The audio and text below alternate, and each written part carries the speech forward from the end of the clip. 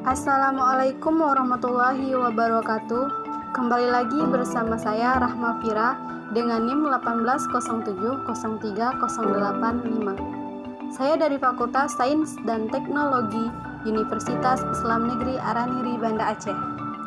Baiklah, saya di sini akan meringkas tugas yang diberikan oleh dosen saya yang bernama Bapak Ilham Julfahmi MSI yang berjudul Oksigen Terlarut.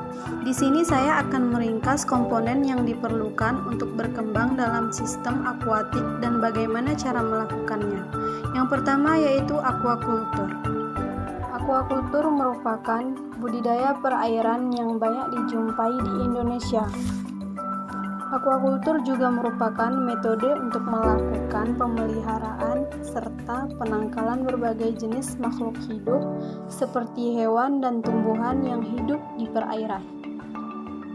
Sebagian besar aquaculture memiliki tujuan komersial.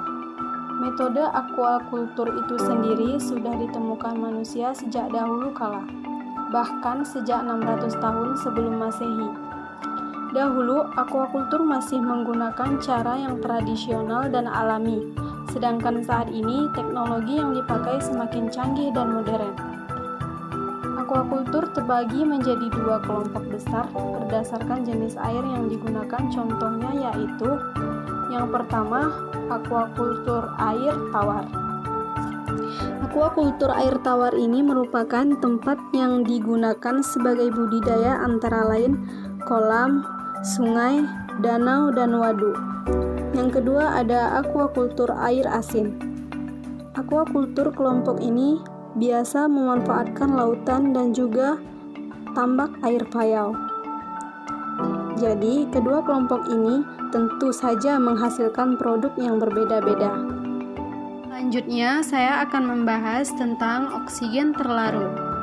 Oksigen terlarut atau juga sering disebut dengan kebutuhan oksigen merupakan salah satu parameter penting dalam analisis kualitas air.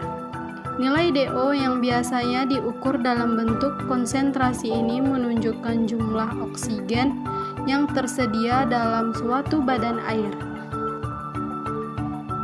Ada 5 faktor yang mempengaruhi oksigen terlarut.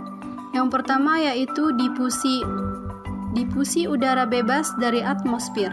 Yang kedua ada fotosintesis organisme yang hidup di dalam perairan. Yang ketiga, kedalaman titiknya. Yang keempat, pergerakan ke permukaan. Dan yang kelima, injeksi oksigen. Berkurangnya kadar oksigen terlarut dalam air dapat disebabkan oleh naiknya temperatur dan salinitas atau kadar garam di suatu perairan. Proses respirasi organisme perairan dan proses dekomposisi bahan organik oleh mikroorganisme.